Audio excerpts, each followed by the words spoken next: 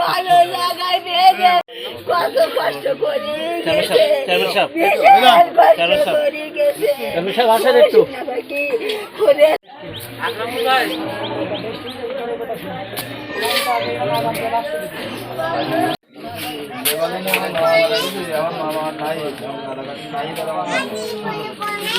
ইসলাম খুবই দরিদ্র প্রকৃতির লোক ছিল।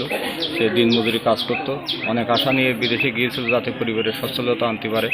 6 জনের ফ্যামিলিতে একমাত্র উপার্জনক্ষম ব্যক্তি, মা বাবা 2 জন খুবই অসুস্থ এবং 2টো মেয়ে আছে, একটা স্কুলে একটা কলেজে পড়ে।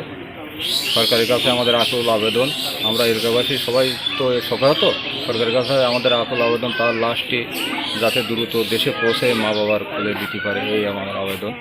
এবং তাদের ফ্যামিলি দরিদ্র ফ্যামিলি তো, যাতে সরকার পরবর্তীতে একটু কোনো সাহায্য সহযোগিতা করে, এটাই থাকবে আকুল আবেদন আমাদের এলাকা। আমাদের সাতক্ষীরা নিবাসী 2 জন রেমিটেন্স যোদ্ধা, তারা লেবাননের দক্ষিণাঞ্চলে বিমান হামলায় প্রাণ হারিয়েছেন, ইসরায়েলি বিমান হামলায় প্রাণ হারিয়েছেন।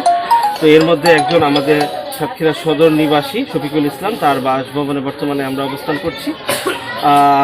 খুবই হৃদয় বিদারক পরিবেশ এখানে। আমরা যেটা দেখতে পেলাম যে বলতে গেলে তিনিই ছিলেন তার পরিবারের একমাত্র সম্বল। তো সেক্ষেত্রে আমি জেলা প্রশাসন, উপজেলা প্রশাসন সর্বোচ্চ যতটা সাহায্য তাদেরকে করতে পারে তা করবে। তার পাশাপাশি মরহুমের লাশ বাংলাদেশে নিয়ে আসার একটি ব্যাপার রয়েছে। তো সেই বিষয়ে আমরা এখনই তাদের মাধ্যমে আমরা প্রবাসী কল্যাণ ও বৈদেশিক কর্মসংস্থান মন্ত্রণালয়ের সম্মানিত সচিব স্যার বরাবর আমরা আবেদন করাচ্ছি যথাযথ মাধ্যমের মধ্য দিয়ে, এবং এই ক্ষেত্রে যতটুকু সাহায্য লাগে আমরা সর্বোচ্চ তাদেরকে করে যাওয়ার ক্ষেত্রে বদ্ধপরিকর। আর এর পাশাপাশি এইমাত্র আমি ইনফর্ম হলাম যে তার একটি ঋণ রয়েছে, সেটা আইনের ভিতরে থেকে যতটুকু সাহায্য বা সহায়তা তাদের ক্ষেত্রে করা যায় ততটুকু আমরা করার চেষ্টা করি। আমি মিজান চৌধুরী, 8 নম্বর দুলিয়ার ইউনিয়ন পরিষদের চেয়ারম্যান সাহেব। আজকে সকালে মানে কালকে আমি টেলিভিশনেই দেখছি, তারপরে সকালে তার বাসায় এসে বিস্তারিত শুনছি।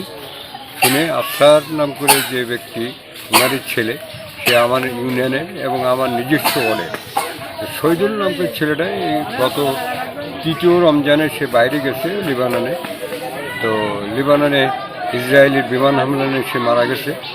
আমি গভর্নমেন্টের কাছে দাবি করব যত দ্রুত পারা যায় তার লাশটা দেশে আনার ব্যবস্থা করার জন্য, এবং গরিব ফ্যামিলির জন্য আমাদের যেটুকু করার দরকার আমি চেয়ারম্যান হিসাবে তত করবই ইনশাল্লাহ। আর গভর্নমেন্টের কাছেও আমার দাবি থাকবে যে এই গরিব পরিবারটার কিছু সাহায্য সহানুভূতি দিয়ে তাদেরকে একটু করা যায়। হ্যাঁ, সেইভাবে আমি গভর্নমেন্টকে অনুরোধ করবো আর কি।